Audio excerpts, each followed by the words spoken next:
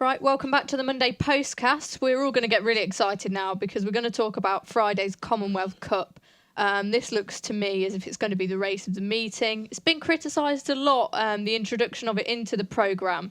But I think, you only have to look at the top three in the market this year and it really gets you excited. Which camp are you guys in? We've got Caravaggio, Harry Angel or Blue Point, or indeed is there anything else that you think could spring a surprise? Paddy, give us the betting, and I presume you're with Caravaggio?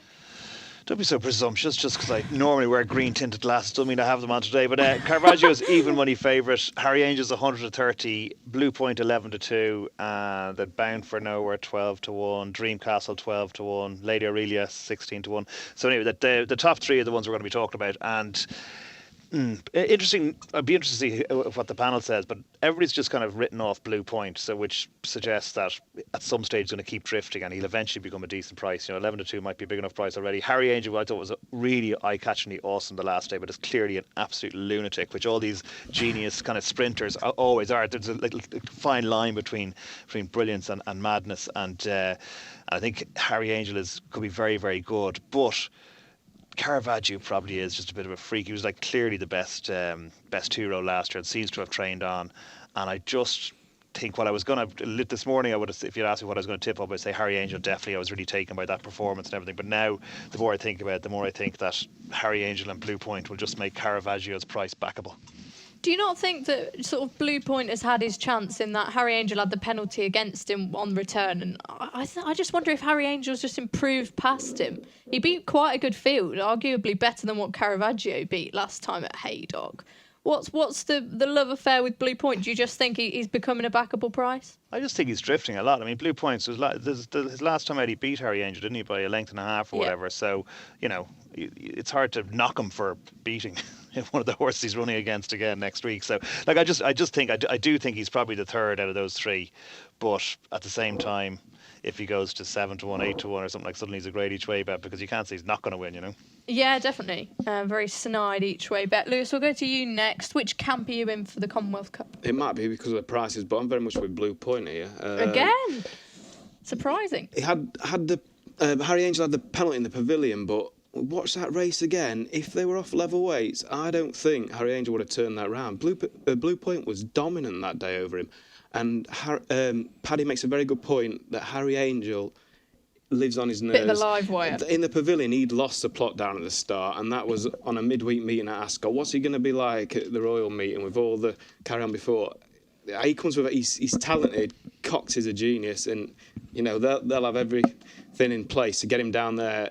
I was going to say he's brilliant with these sprinters, isn't he? He knows how to deal with them. He certainly is, but this horse could boil over, and I wouldn't go near him personally. Not worth the chance. No, I think Caravaggio's the one to beat, fair enough, but 11-2's already been too big for me, and if he goes even bigger, I'll probably back Blue Point again. I think it's a good horse, this, and he won that Pavilion Stake. I think he was dominant, really. And you said about Harry Angel's race at Haydock, he smashed the track record, fair play, but on ratings, he should have been winning by 4 lengths, in my opinion. So I'm in the Blue Point camp. Right, interesting. I spoke to Nick about this yesterday, and I said for me it's like choosing between two children because I think Caravaggio is just freakishly talented. I think he's one of the most naturally gifted horses I've seen in a long time, and Harry Angel equally. The hype surrounding him has been huge for a long, long time. Are you going to let me down and go with Blue Point again now, Nick? No, I'm not. I'm not going with Blue Good. Point. I think the point I would make about Blue Point is that, he did win nicely last time, but if Godolphin were that enthused about their chances, why have they just bought into Harry Angel? Very, very good point. That's if they were confident of their chances with just the one horse, they've just bought Harry Angel as well. So does that indicate they didn't have much confidence in Blue Point beating Caravaggio or even beating Harry Angel when he was with his former owner?